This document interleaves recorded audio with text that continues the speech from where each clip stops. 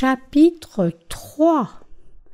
Ne considérez pas comme une grande chose de persécuter Jésus.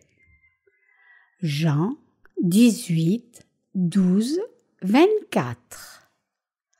La compagnie de soldats, donc, et le chiliarque et les huissiers des Juifs se saisirent de Jésus et le lièrent, et l'amenèrent premièrement à Anne, car il était beau-père de Caïphe, qui était souverain sacrificateur cette année-là. Or, Caïphe était celui qui avait donné aux Juifs le conseil qu'il était avantageux qu'un seul homme pérît pour le peuple. Or, Simon-Pierre suivait Jésus, et l'autre disciple aussi. Et ce disciple-là était connu du souverain sacrificateur, et il entra avec Jésus dans le palais du souverain sacrificateur. Mais Pierre se tenait dehors à la porte. L'autre disciple donc, qui était connu du souverain sacrificateur, sortit et parla à la portière et fit entrer Pierre.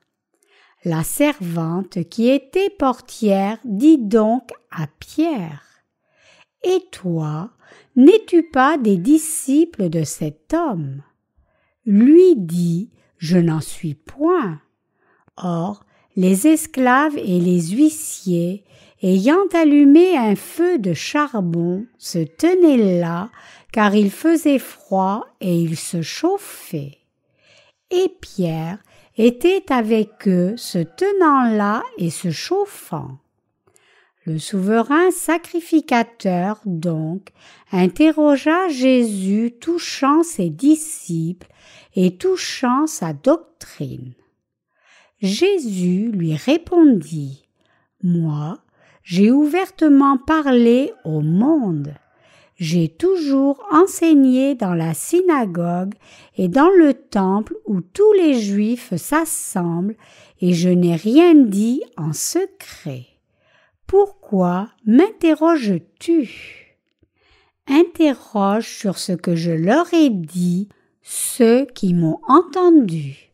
Voilà, ils savent, eux, ce que moi j'ai dit. » Or, comme il disait ces choses, un des huissiers qui se tenait là donna un soufflet à Jésus, disant : « Réponds-tu ainsi au souverain sacrificateur ? » Jésus lui répondit : « Si j'ai mal parlé, rends témoignage du mal. Mais si j'ai bien parlé, pourquoi me frappes-tu ? » Anne, donc, l'avait envoyé lié à Caïphe, le souverain sacrificateur.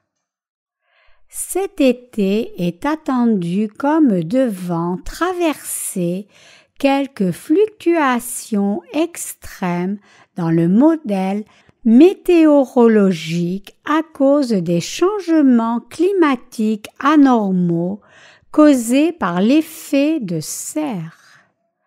Bien que le monde soit rempli de tels développements inquiétants, je suis certain que tout ira bien, car Dieu est vraiment avec nous. Restant sur le fil du sermon de ce matin, je voudrais continuer de partager avec vous ce soir sur la souffrance que Jésus a vécue. Il est écrit en Jean 18, 12, 14. La compagnie de soldats, donc, et le chiliarque et les huissiers des Juifs se saisirent de Jésus et le lièrent et l'amenèrent premièrement à Anne, car il était beau-père de Caïphe, qui était souverain sacrificateur cette année-là. Or, Caïphe, était celui qui avait donné aux Juifs le conseil qu'il était avantageux qu'un seul homme pérît pour le peuple. Le passage ici explique qu'un capitaine romain avec sa troupe et les officiers des Juifs ont arrêté Jésus et l'ont amené vers Anne, le beau-père de Caïphe, qui était le souverain sacrificateur cette année-là.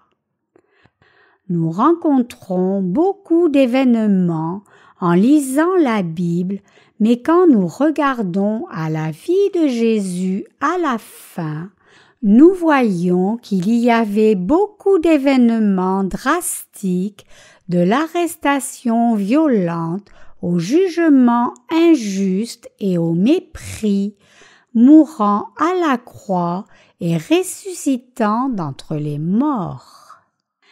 Bien que Jésus ait terminé ses 33 ans de vie sur la terre de la sorte, il nous a laissés avec une promesse qu'il reviendrait après être monté dans le royaume des cieux.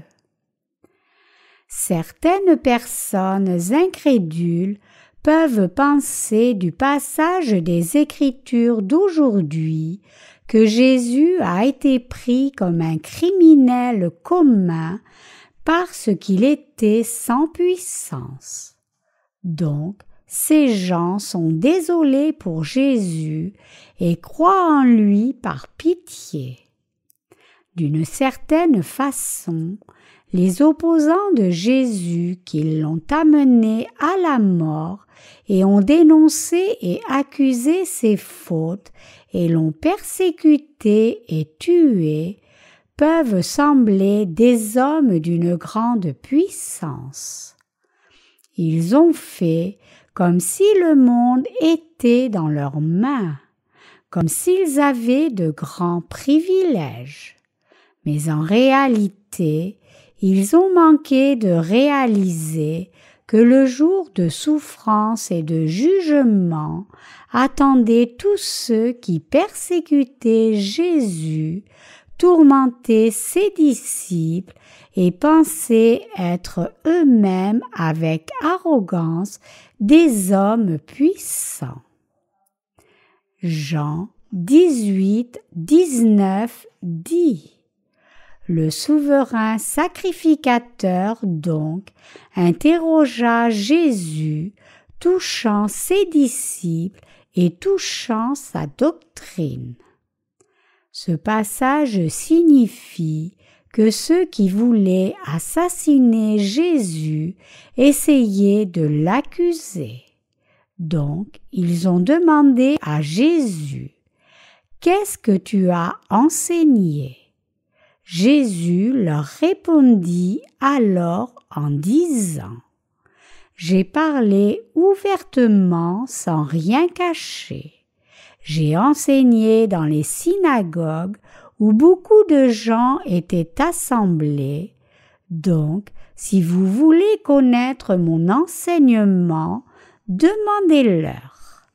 Ils savent ce que je dis. » Un homme sans scrupules qui se trouvait près du souverain sacrificateur frappa alors Jésus et le reprit en disant: « Comment oses-tu répondre au souverain sacrificateur de la sorte ?» Jésus dit alors: « Si j'ai mal parlé, rends témoignage du mal.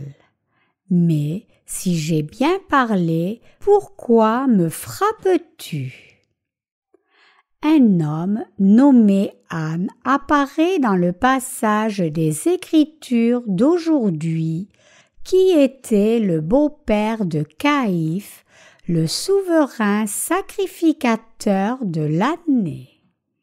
Donc, non seulement le souverain sacrificateur, mais même son beau-père possédait un grand pouvoir au point que des troupes, le capitaine et les officiers des Juifs ont attaché Jésus et l'ont conduit vers Anne pour être jugé.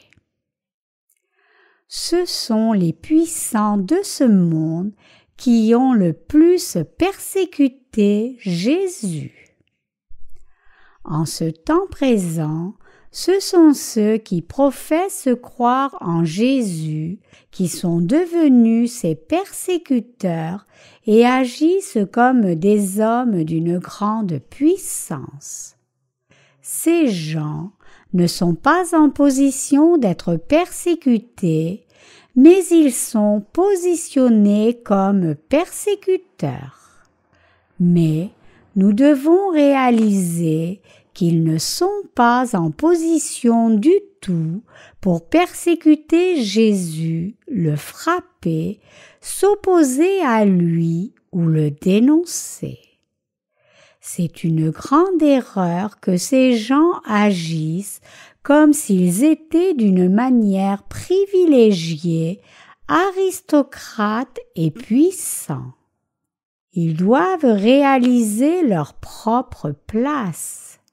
Ils ne doivent pas penser qu'ils peuvent éviter le jugement de Dieu.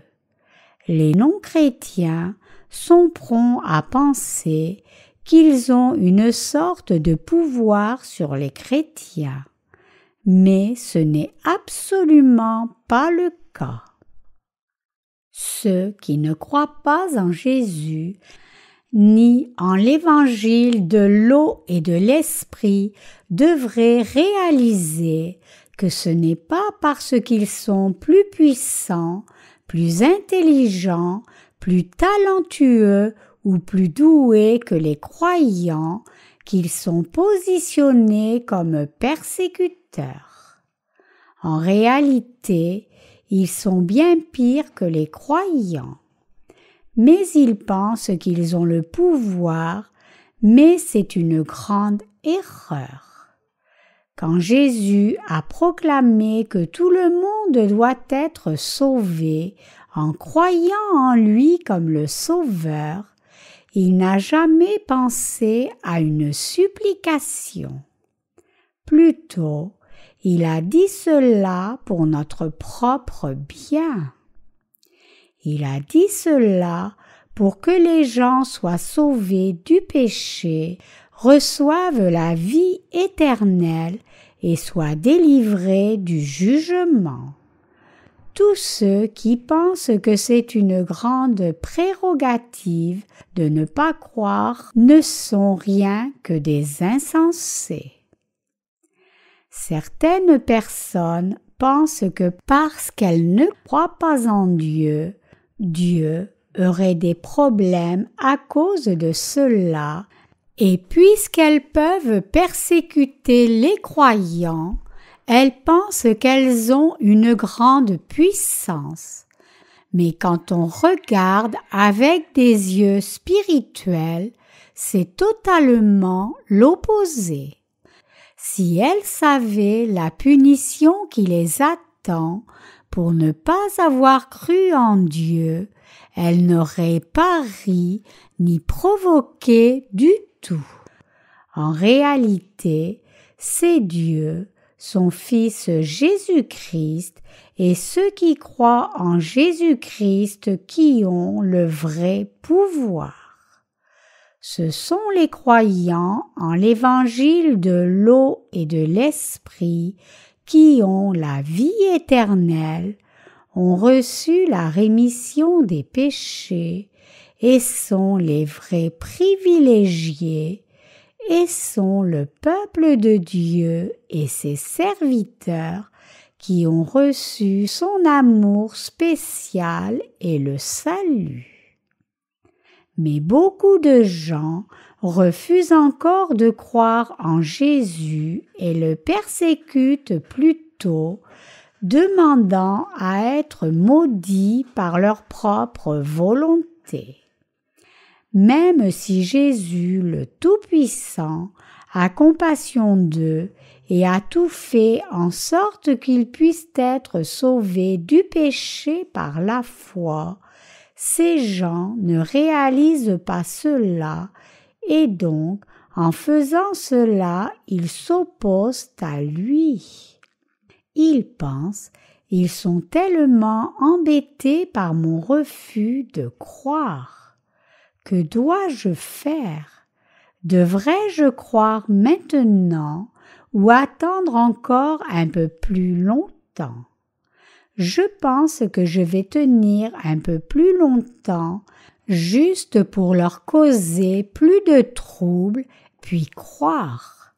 Mais ces pensées ne sont rien de plus qu'une illusion centrée sur soi.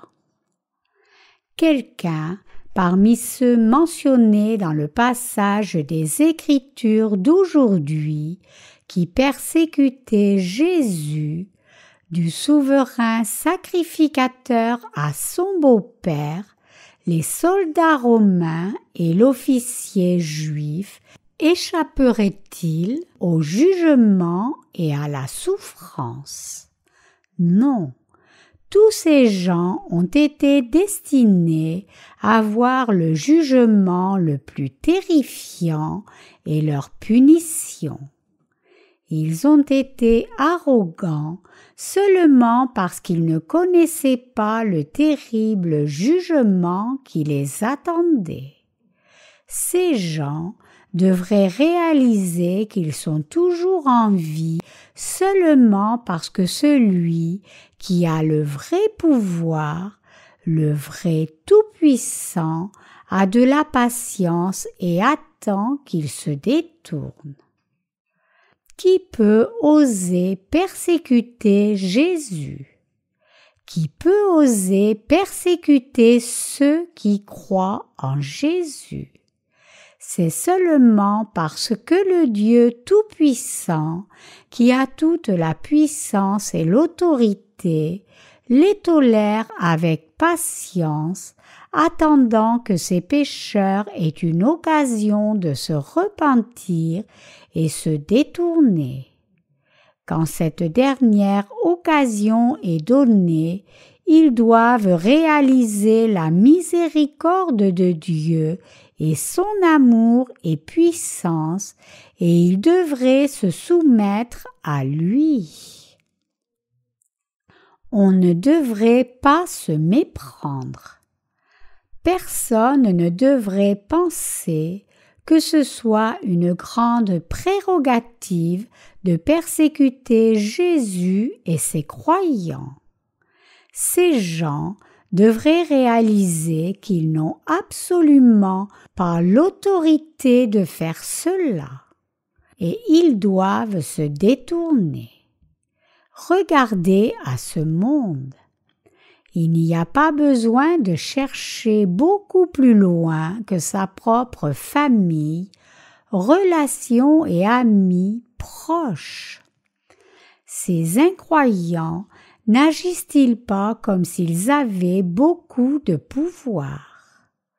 Ils traitent parfois les chrétiens comme si c'était un grand péché de croire en Jésus. Même s'ils n'ont pas été victimes de quelque chrétien que ce soit, ils les traitent souvent comme si les croyants leur avaient fait du mal. Quel mal les gens de foi leur ont-ils donc fait? Mais ils agissent comme s'ils avaient le devoir d'insulter les croyants gratuitement, s'opposant à eux et les persécutant comme s'ils avaient le droit de s'opposer à eux. Ces gens doivent se détourner aussi vite que possible, réalisant qu'ils verront le jugement terrible de Dieu. Ils doivent réaliser qui ils sont vraiment et croire en Jésus. Ils doivent entrer dans le royaume béni du Fils de Dieu par la foi. Beaucoup de gens se sont mépris sur Jésus, pensant que puisqu'il avait été crucifié pour des êtres pécheurs, il les aimerait toujours quoi qu'il arrive. Mais la réalité est si différente. Bien que Jésus les aime, quand il défie le Seigneur à un tel point intolérable, même son amour inconditionnel est épuisé. 1 Thessaloniciens déclare clairement que Dieu jugera les croyants et les incroyants. Jésus dit qu'il s'occuperait de ceux qui ne croient pas en Dieu selon leur incrédulité.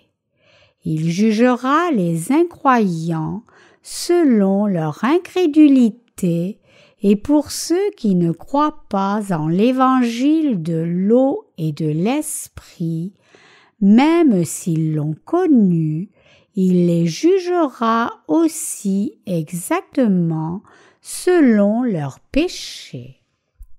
Il y a un proverbe coréen qui dit « Un simple chaton n'a pas peur d'un tigre ». Comme le dit ce proverbe, beaucoup de gens sont si ignorants d'eux-mêmes qu'ils s'opposent à Dieu et ses oints en disant « Brisons leurs liens en miettes et rejetons leurs cordes de sur nous. » Psaume 2, 3.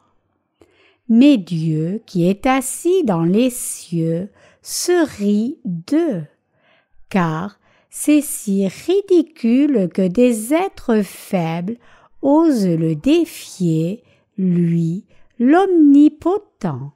Psaume 2, 4. Comme Jésus a subi sa souffrance, ses persécuteurs étaient triomphants, comme s'ils avaient une sorte de pouvoir sur lui, mais la réalité était très différente. Ces gens étaient vraiment insensés.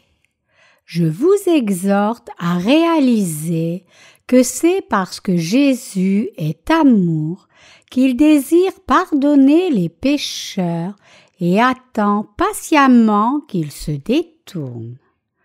Vous devez saisir ici que ceux qui ne sont pas encore nés de nouveau ne peuvent pas s'opposer à ceux qui sont vraiment nés de nouveau. Ceux qui sont nés de nouveau peuvent facilement vaincre 10 000 personnes qui ne sont pas nées de nouveau. Avec leur foi et sagesse, et non les poings, ils peuvent résister à 1 millier d'incroyants et même des centaines de millions. En dépit de cela, ceux qui ne sont pas nés de nouveau d'eau et d'esprit, les insensés, qui n'ont pas de vertu du tout, vivent encore centrés sur eux aujourd'hui, tout comme ils l'ont fait dans le passé. Y a-t-il quelque chose à apprendre d'Anne, Caïphe ou Judas ici? Il n'y a rien de vertueux chez quelqu'un qui trahit son propre enseignant pour 30 pièces d'argent. Pour des raisons d'éthique humaine seulement, même ceux qui n'ont pas été remis du péché ne feraient pas ce que Judas a fait.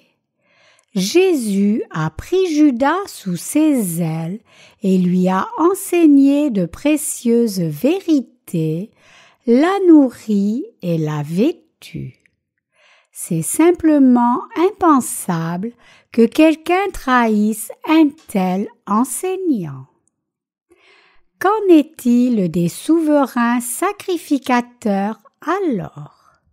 Ils pensaient être des hommes puissants, mais quelle autorité avaient-ils vraiment?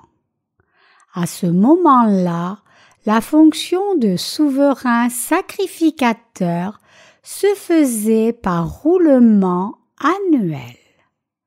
Le premier souverain sacrificateur de cette terre était Aaron, et le dernier souverain sacrificateur terrestre de l'humanité était Jean-Baptiste, et le souverain sacrificateur céleste, c'est Jésus seul.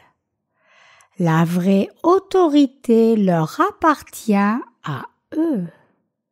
Les faux peuvent sembler posséder de l'autorité, mais si vous regardez de plus près, ce n'est rien de plus qu'un mensonge. Alors que la semaine de la Passion est arrivée, ceux qui persécutent et menacent les chrétiens doivent regarder en arrière, se demander par quelle autorité ils font ces choses et se repentir de leur mauvaise voie. Ceux qui persécutent Jésus doivent réfléchir à leur comportement. Dans ma propre patrie, beaucoup de mes relations pensent en mal de moi. Même si je n'ai rien fait pour mériter cela, c'est ainsi que j'ai souvent été traité après avoir cru au Seigneur. Je m'occupais de mes neveux, mais après avoir rencontré le Seigneur, je ne pouvais plus les aider. Je ne trouvais pas le moyen de m'occuper d'eux comme j'essayais de servir le Seigneur fidèlement. Pour les aider, je devais gagner de l'argent, mais cela me laissait peu de temps pour servir le Seigneur.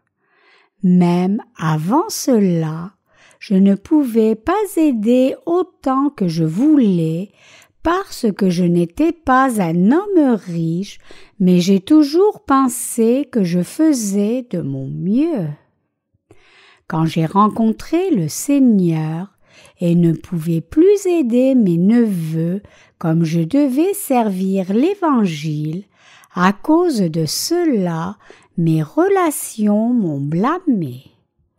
Ils m'ont submergé de tant d'accusations et ont fait de moi une si mauvaise personne, mais quand j'écoutais ce qu'ils disaient, la plupart n'étaient pas raisonnables. Beaucoup de fois, je me suis demandé ce que je leur avais fait pour mériter des paroles si dures. Tout ce que j'avais fait pour aider mes neveux, ils le considéraient seulement comme un devoir obligé.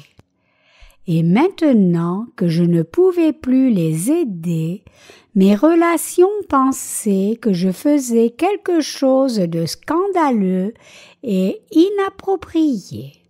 Donc, j'étais profondément stressée, sentant que tous mes efforts précédents étaient vains.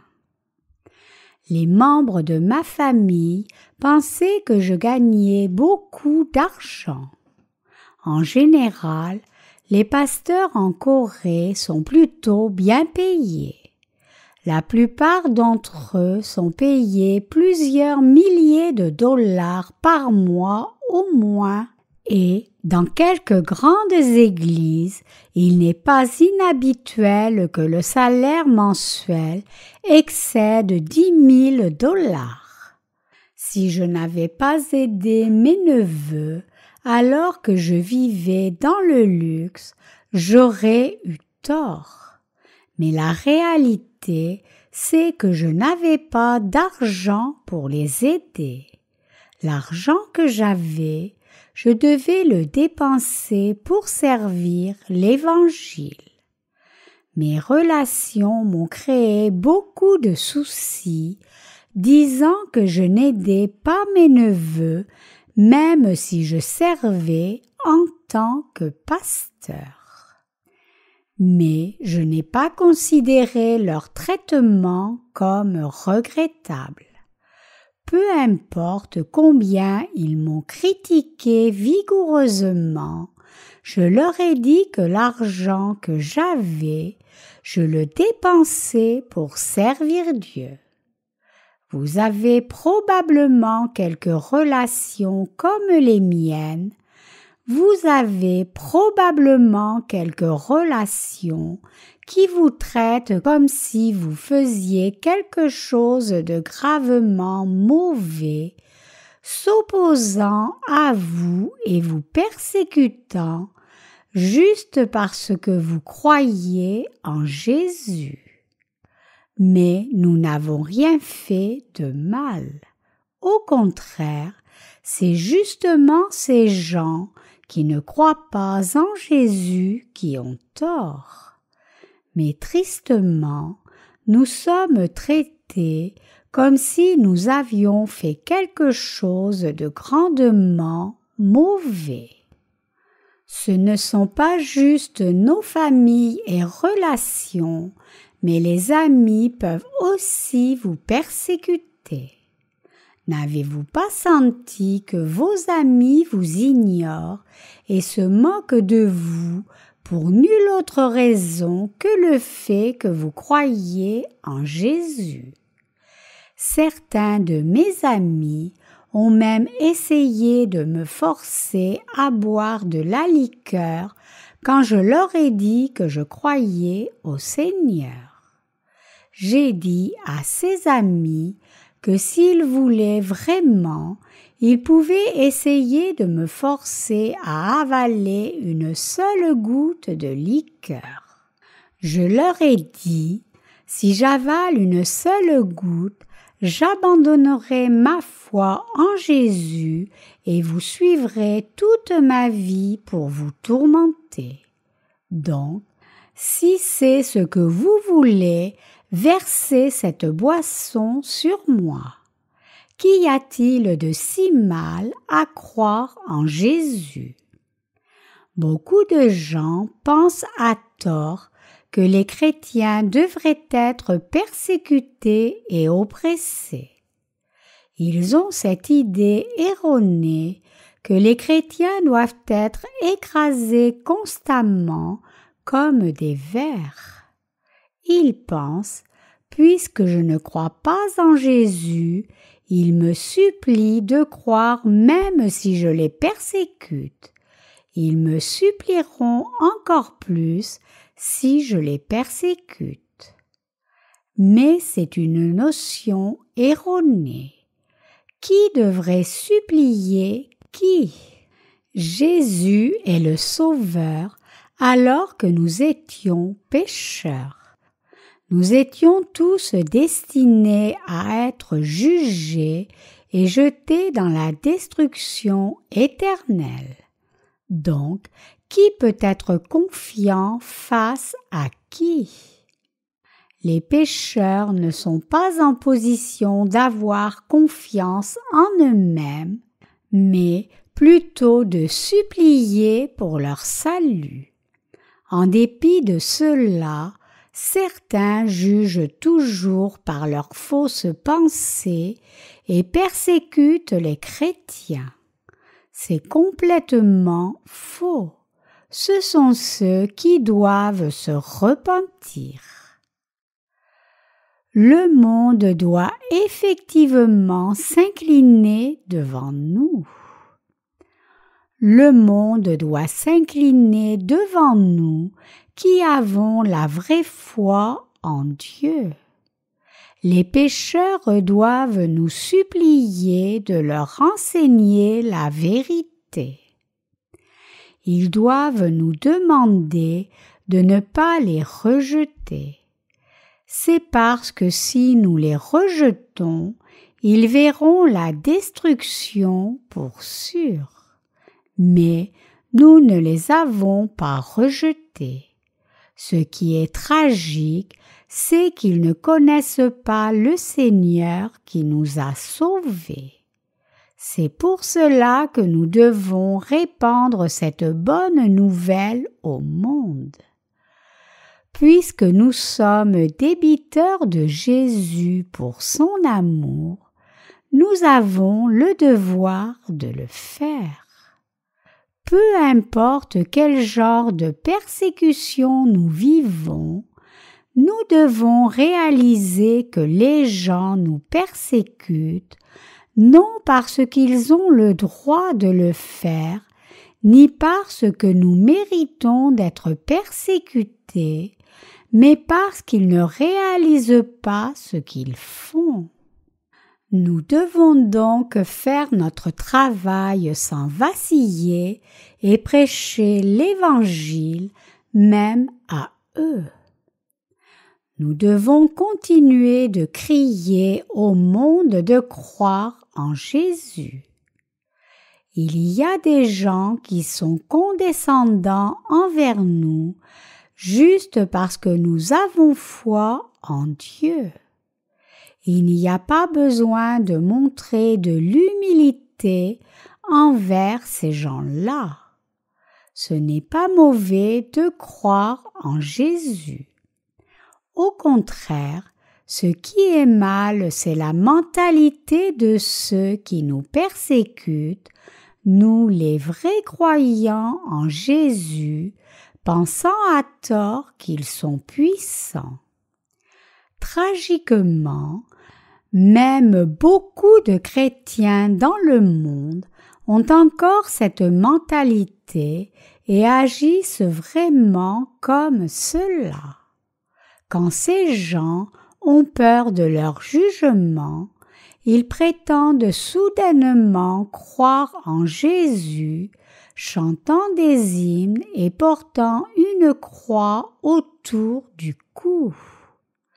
Mais invoquer le nom de Jésus et croire en lui seulement par confort n'est pas réellement connaître et croire en Jésus comme son sauveur. Savoir et croire que Jésus nous a sauvés par l'évangile de l'eau et de l'esprit, c'est vraiment croire en Jésus. Mais beaucoup de non-croyants, y inclus les chrétiens de nom, ne veulent même pas découvrir cela et essaient plutôt de trouver la faute dans tout ce que nous faisons. Il y a eu des gens comme cela, maintenant comme dans le passé. Les gens du monde, au temps de l'Empire romain, persécutaient les chrétiens à l'extrême. La cruauté de cette persécution était au-delà de toute description. L'Empire romain qui régnait sur le monde avec son pouvoir séculier était corrompu de l'intérieur. Et il s'est finalement trouvé à un carrefour menant à sa ruine. Il a ensuite accepté le christianisme qu'il avait persécuté jusqu'alors comme religion d'État. Il l'a fait parce qu'il pensait que le seul moyen d'assurer sa survie était d'accepter les chrétiens et leur foi et leur mode de vie. Constantin le Grand est celui qui a adopté cette politique. Quand l'Empire romain s'est divisé entre l'Empire romain d'Orient et l'Empire romain d'Occident, les Romains ont déclaré le christianisme religion d'État et ont cherché à réformer, mais finalement cela s'est détruit de soi-même. Mais en dépit de cela, l'Église catholique romaine a survécu et elle a pu seulement sauvegarder un petit État appelé Vatican qui est maintenant dirigé par le pape. Bien que l'Empire romain ait disparu, le catholicisme lui-même est toujours profondément enraciné dans chaque région du monde. Les persécuteurs des chrétiens parlent comme s'ils avaient une grande puissance, mais en réalité, il n'y a personne qui soit plus élevé que Jésus. Jésus est le Maître pour vous et moi et pour l'univers entier, et en même temps, il est le juge. C'est présomptueux pour un être humain qui n'est pas plus qu'une créature de se vanter devant le Créateur et le Sauveur et de persécuter ceux qui croient en Jésus-Christ. Juste parce que Jésus a été crucifié, pensez-vous que Jésus est quelqu'un qui subit toujours la souffrance? Pensez-vous que maintenant qu'il est ressuscité des morts, après avoir été crucifié à mort, il supplie quelqu'un de croire en lui? Pensez-vous que Jésus est assoiffé de votre amour comme s'il n'avait pas assez d'amour? Non, si c'est ainsi que vous pensez à Dieu, vous faites complètement erreur. Jésus, qui est Dieu, est le miséricordieux qui a accompli notre salut à notre place. Il nous dit de croire cela pour notre propre bien et il nous montre la voie du salut. Il est la vérité. Lui seul est la vérité. En dépit de cela, les gens de ce monde pensent qu'ils sont ceux qui ont la puissance et ils pensent que c'est leur droit de persécuter Jésus et ses croyants comme si on leur devait quelque chose. C'est une pensée complètement erronée et détournée qui est sans dessus dessous. Il y a un certain temps, certaines personnes voulaient utiliser notre bâtiment d'église pour faire une réunion de communauté. Ils n'ont pas trouvé un espace assez grand pour faire la réunion et ils voulaient donc louer notre église. Mais je leur ai dit d'utiliser le centre communautaire ou de chercher une plus grande église. De nos jours, les bâtiments d'église sont souvent utilisés pour des buts autres que l'adoration, pour la communauté plus largement, sous la bannière de l'église ouverte. Les églises se sont tellement ouvertes que certaines permettent même à des jeunes de faire des concerts séculiers. Mais je ne peux pas permettre que cela arrive. Comment ose-t-il venir dans le lieu d'adoration et fumer et danser là? Beaucoup de gens pensent que les chrétiens sont obligés de faire quelque chose pour eux, mais s'il y a quelque chose que nous leur devons, ce n'est que de prêcher l'évangile de l'eau et de l'esprit. Nous n'avons pas d'autre obligation. Vous devez réaliser cela clairement. Il n'y a pas de raison que nous nous abaissions devant les gens du monde, et nous n'avons pas non plus de devoir ou de faveur envers eux. Notre seule espérance est qu'ils soient sauvés par Dieu.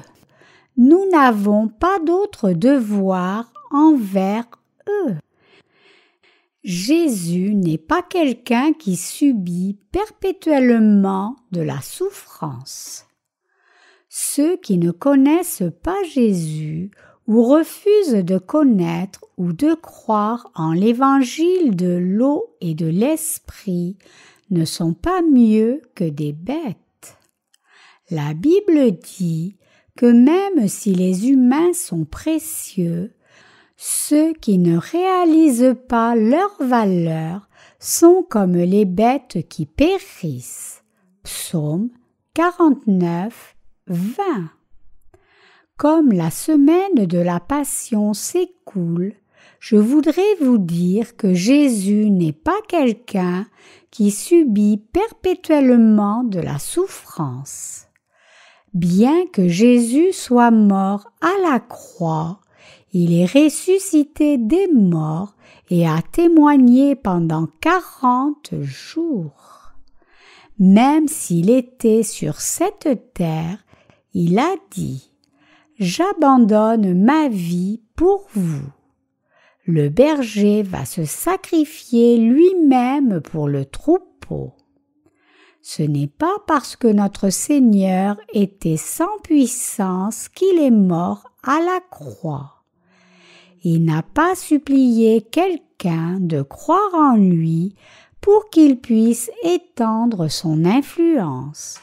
Le Seigneur est le roi des rois, juste et droit, et il est le seul être suprême. Quand Jésus a été baptisé, il a dit à Jean-Baptiste « Laisse faire maintenant, car il convient que nous accomplissions ainsi tout ce qui est juste. » Matthieu 3, 15. Ici, le mot « ainsi » dans le grec est « outos » qui signifie « juste de cette façon », plus approprié, ou « il n'y a pas d'autre moyen que cela ». Et toute justice dans le grec, c'est pasan dikaiousan, qui signifie l'état le plus juste qui n'a pas de défaut du tout. Ce mot, dans le texte original de la Bible, nous montre que Jésus a pris tous les péchés de l'humanité sur lui de façon irréversible, de la manière la plus convenable par le baptême qu'il a reçu de Jean-Baptiste.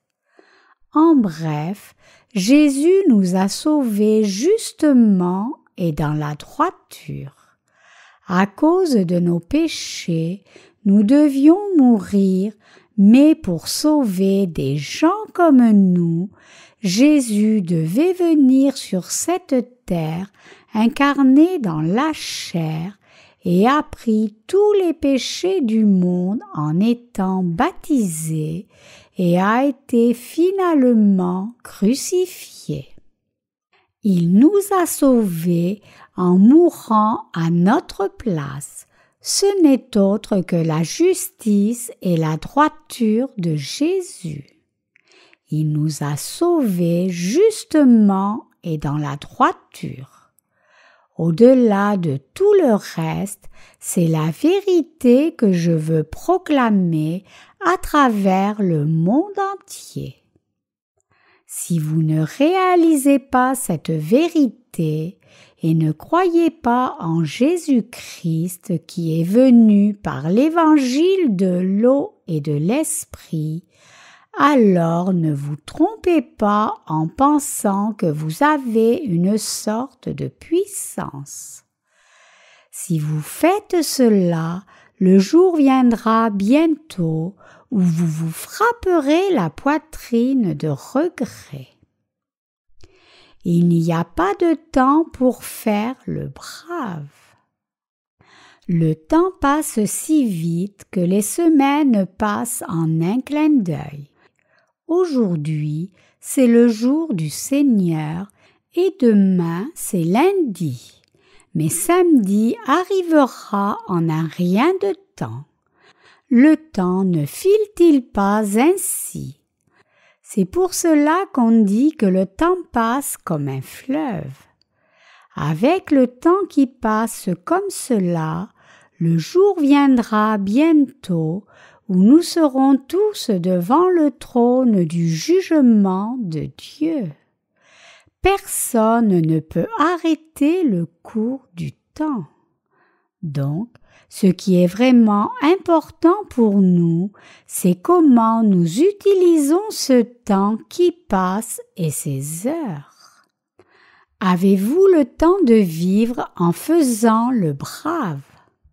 Y a-t-il du temps pour que quelqu'un prétende avoir le pouvoir qu'il n'a pas? Même si nous avons reçu la rémission des péchés en croyant en l'évangile de l'eau et de l'esprit, il y a encore beaucoup de gens qui ne croient pas en cet évangile. Ceux qui sont nés de nouveau par l'évangile de l'eau et de l'esprit tirent le meilleur parti du temps qui passe vite et l'utilisent pour des causes dignes. Par contre, ceux qui ne sont pas nés de nouveau perdent leur temps à persécuter seulement ceux qui sont nés de nouveau, et ils vivent dans une fausse bravoure en prétendant être puissants.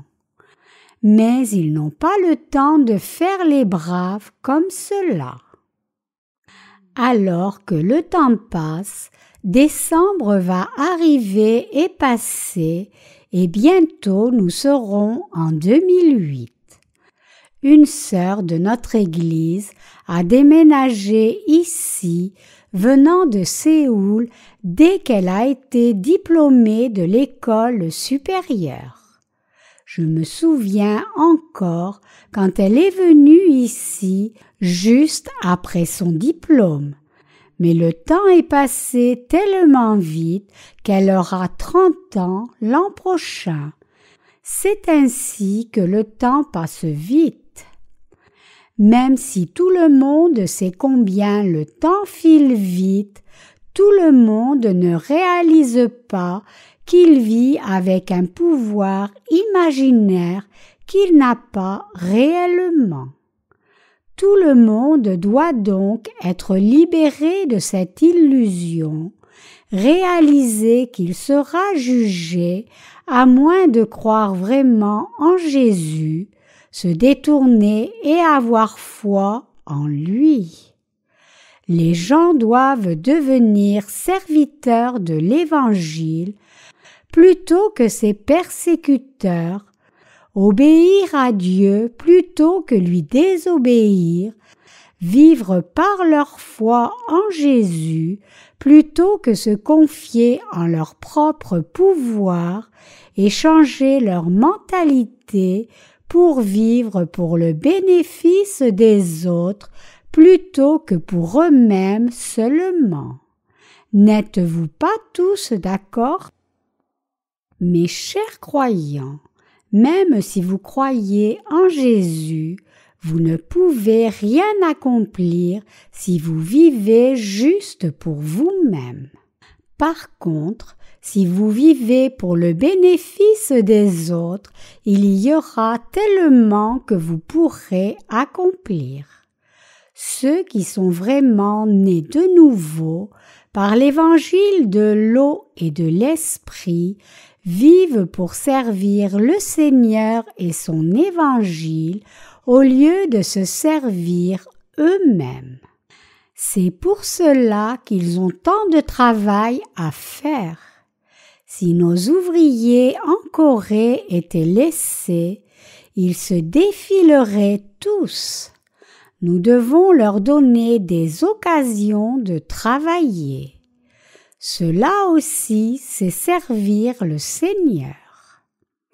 Certaines personnes pensent que puisque je suis un pasteur, je veux seulement être servi. Mais lorsque nos ouvriers sont assemblés, je leur dis toujours « Est-ce vous qui me servez ou est-ce moi qui vous sers ?» est-ce que je vis sur votre dos ou vivons-nous tous ensemble unis? Je leur pose ces questions clairement. Tout comme vous êtes un serviteur de l'Évangile, je suis aussi un serviteur de l'Évangile. En d'autres termes, nous, les justes, servons tous l'Évangile en Dieu. Aucun de nous ne vit sur le travail d'un autre ou essayant d'être servi. Nous tous, les justes, vivons pour servir l'Évangile. Le fait que je vous confie diverses tâches et vous donne la possibilité de travailler, c'est ma façon de servir le Seigneur. C'est ainsi que je sers le Seigneur parce que c'est ce que je suis capable de faire et vous servez aussi le Seigneur dans la position qui vous est assignée avec votre cœur, votre temps et votre corps. Ce que nous devons tous saisir clairement ici, c'est que les pécheurs n'ont pas de puissance.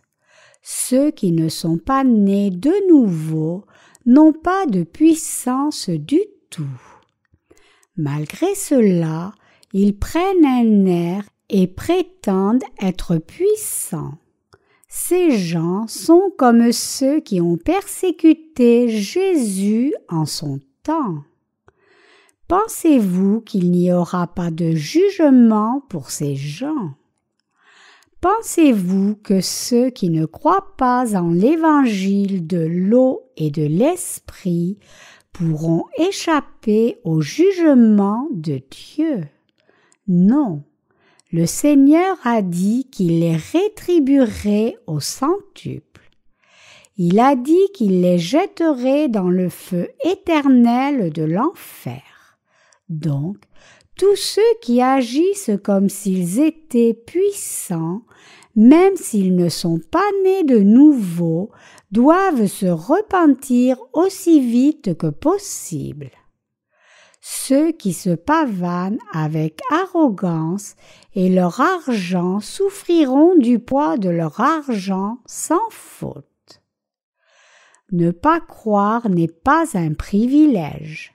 Croire est le vrai privilège et pouvoir.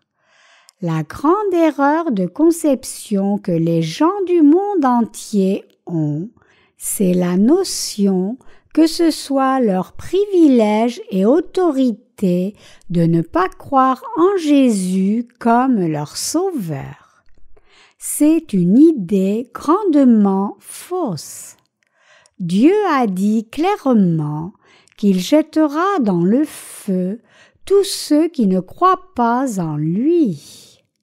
Il a dit clairement que tous ceux qui n'auront pas cru en lui seront détruits. C'est le juste jugement de Dieu que ces gens souffriront. Les gens du monde doivent réaliser ce fait. Ceux qui sont trompés dans la pensée qu'ils ont une sorte de pouvoir doivent maintenant se mettre face à leur vraie situation et se repentir devant ceux qui ont l'autorité de Dieu. Alors que la semaine de la Passion passe, je voudrais souligner le point suivant une fois de plus.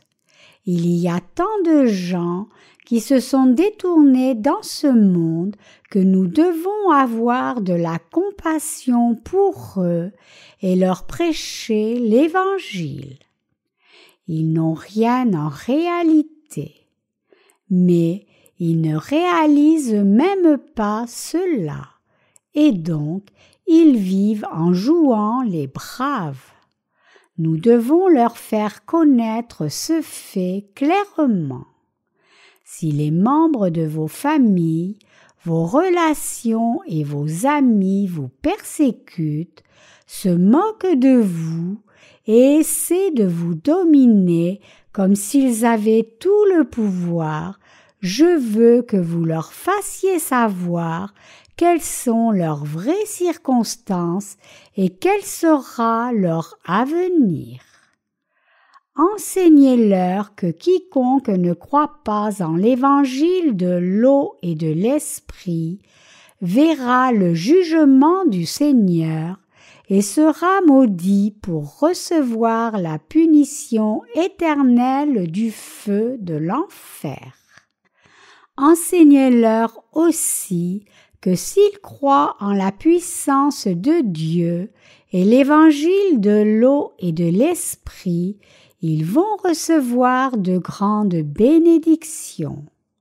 Aidez-les à réaliser comment ils se sont trompés tout ce temps et faites-leur reconnaître que persécuter Jésus et ses croyants n'est pas une grande prérogative.